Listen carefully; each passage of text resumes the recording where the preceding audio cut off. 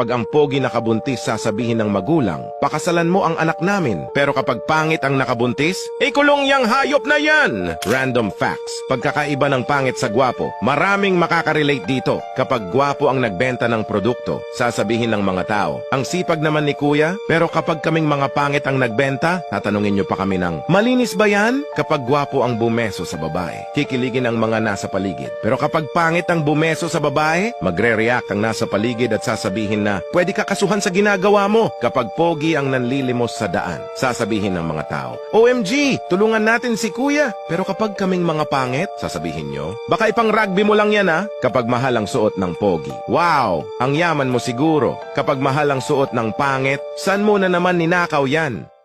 Hanggang ngayon ay hindi pa rin talaga ako makamove on sa kakatawa sa mga pangalan ng school na ito. Kantutang Primary School.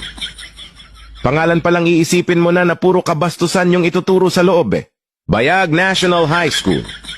Sino kaya nagpangalan yan? Parang ang lakas ng trip. Eto ang malupit. Inuman Elementary School.